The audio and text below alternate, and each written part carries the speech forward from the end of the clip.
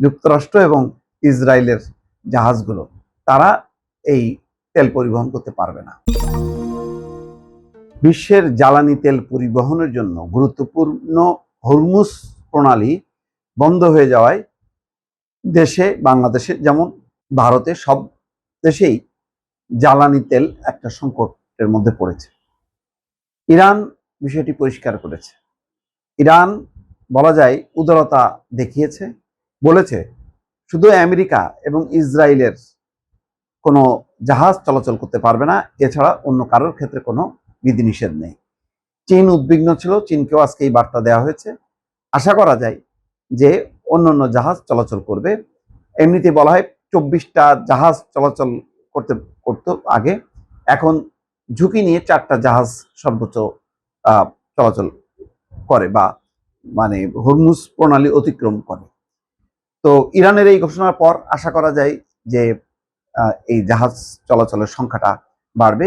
এখন পর্যন্ত সর্বশেষ যে খবর দ্য গার্ডিয়ানের, তাতে 300টা তেলবাহী জাহাজ আটকে আছে। চলমান যুদ্ধ পরিস্থিতিতে বিশ্ব বাণিজ্যের জন্য অত্যন্ত গুরুত্বপূর্ণ নৌপথ হরমুজ প্রণালী বন্ধের কোনো পরিকল্পনা নেই বলে জানিয়েছেন ইরানের সামরিক বাহিনীর একজন মুখপাত্র। ইরানের রাষ্ট্রীয় টেলিভিশন ওই মুখপাত্রের এমন বক্তব্য প্রচার করেছে। তবে নাম প্রকাশ না করা ইরানের ওই মুখপাত্র বলেন, হরমুজ প্রণালী বন্ধ করা না হলেও সেখান দিয়ে যুক্তরাষ্ট্র এবং ইসরায়েলের সঙ্গে সম্পর্কিত জাহাজ চলাচল করতে গেলে সেটাকে নিশানা বানানো হবে। ওই মুখপাত্র বলেন, আমরা হরমুজ প্রণালী অতিক্রম করতে ইচ্ছুক কোনো জাহাজকে বাধা দেব না, তবে এর নিরাপত্তার দায়ভার সংশ্লিষ্ট জাহাজকে নিতে হবে।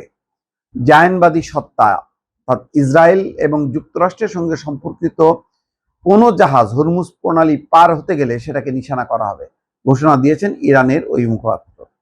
আল জাজিরার তথ্য অনুযায়ী জ্বালানি তেল পরিবহনের জন্য বিশ্বের সবচেয়ে গুরুত্বপূর্ণ হরমুজ প্রণালী 39 কিলোমিটার দীর্ঘ।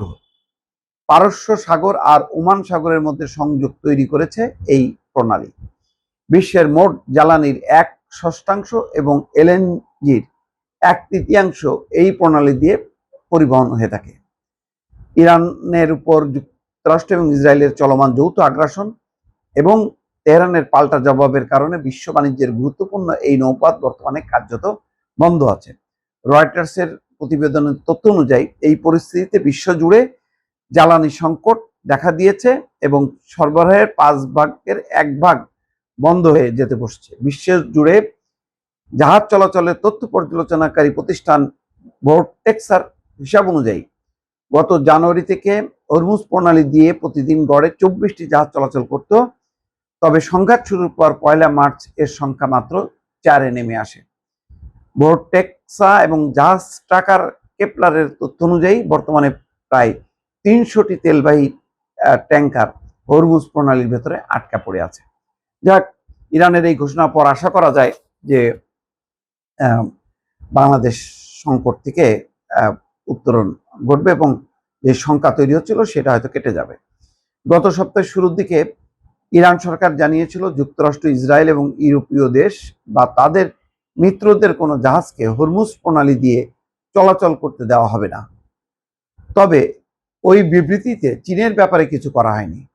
এখন নতুন করে ইরানের পক্ষ থেকে যুক্তরাষ্ট্র এবং ইসরায়েলের জাহাজকে সতর্ক করে দেওয়া হয়েছে। তার মানে মাইনকা চিপার মধ্যে থাকলো যুক্তরাষ্ট্র এবং ইসরায়েলের জাহাজগুলো, তারা এই তেল পরিবহন করতে পারবে না। এটা পরিষ্কার বার্তা। কারণ যেই ধরনের শত্রুতা করছে এই দুইটা দেশ ইরানের সঙ্গে, যে ক্ষতি করছে, যে যুদ্ধ চাপায় দিছে, এটা আসলে মানে এর বিচার যদি হয় তাহলে তাদেরকেই কাঠগড়ায় দাঁড়াতে হবে। একেবারে পুরো দায় ডোনাল্ড ট্রাম্প এবং নেতানিয়াহু।